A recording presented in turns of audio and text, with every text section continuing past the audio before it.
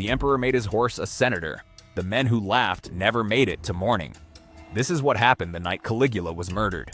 It's January 24th, 41 AD. Rome's third emperor has ruled for 4 years. In 6 hours, he'll be dead on a theater hallway floor, stabbed 30 times by the very men sworn to protect him.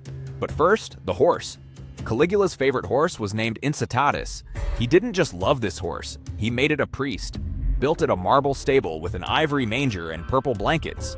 Invited it to dinner with senators and foreign ambassadors. Then announced he was making Incitatus a consul, Rome's highest office. Some senators thought it was a joke. They laughed. Those senators were found the next morning swimming in their own blood. Because Caligula didn't joke. When he declared war on the god Neptune, he ordered his soldiers to march to the beach and stab the ocean with their swords.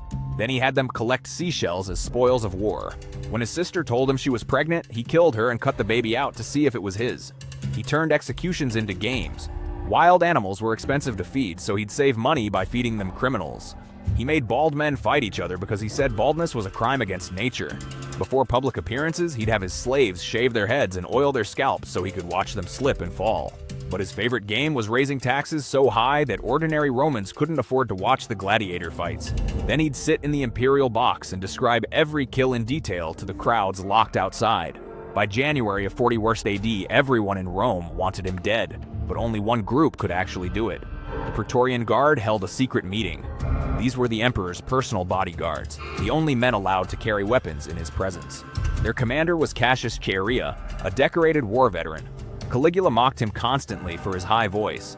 Whenever Chaerea asked for the daily password to enter the palace, Caligula would give him words like Priapus or Venus, sexual insults designed to humiliate him in front of younger guards. Chaerea told the conspirators there was only one rule. When it started, it had to be fast. The plan would unfold during the Palatine Games, a theater festival Caligula attended every year. The emperor would watch plays in the morning, then walk through an underground passage to his palace for lunch. In that passage, for maybe 30 seconds, he'd be alone with just a handful of guards. That's where they'd do it. January 24th arrives. Caligula watches the plays. He's in a good mood. He's already ordered 3 executions that morning and enjoyed a breakfast of flamingo tongues. At noon, he stands to leave. His guards form up around him. Chaerea is among them. They enter the narrow underground passage, footsteps echoing on stone. Palace slaves hurry past, carrying props from the theater. Caligula is laughing about something. Then Chaerea moves. "Is it time?" Caligula says. He doesn't sound afraid. He sounds curious. Chaerea's sword goes through his jaw and comes out the top of his skull. Caligula drops to his knees. Blood pours from his mouth. He tries to speak, but only manages a wet, choking sound. The other guards move in. They're not trying to kill him quickly. They're trying to make it hurt. One sword goes into his groin, another into his stomach, a third through his ribs. Caligula raises his hands to protect his face and loses 3 fingers. A guard stomps on his wrist until it snaps. Another drives a blade through his mouth and out the back of his neck.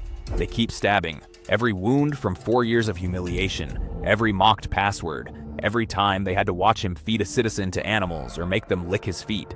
30 stab wounds by the time they stop. Caligula is still alive. His remaining eye is open. He's making a sound like water draining. Chaerea puts his boot on the emperor's chest and drives his sword through his heart. But the conspirators aren't finished. They go to Caligula's palace chambers. His wife is there, holding their infant daughter. The guards tell her the emperor is dead. She says her daughter is all she has left. They take the baby and smash her head against a wall. Then they kill the wife the same way Caligula died. Slowly, with many blades, every wound a message. The Praetorian Guard floods through the palace looking for anyone loyal to Caligula. They find his uncle Claudius hiding behind a curtain, trembling and stammering. They assume he's too weak and stupid to be a threat, so they make him emperor. Within 6 hours of Caligula's death, Rome has a new ruler. Claudius's first act is to pardon the conspirators and give them promotions. His second act is to have Caligula's body quietly removed. They never found where they buried it. As for the men who laughed at the horse senator, the ones who died the morning after Caligula's announcement, they were found with their throats cut and their mouths sewn shut with leather cord, because Caligula wanted to make sure they couldn't laugh in the afterlife. Cassius Chaerea lived exactly 3 months after the assassination. Claudius had him executed in April.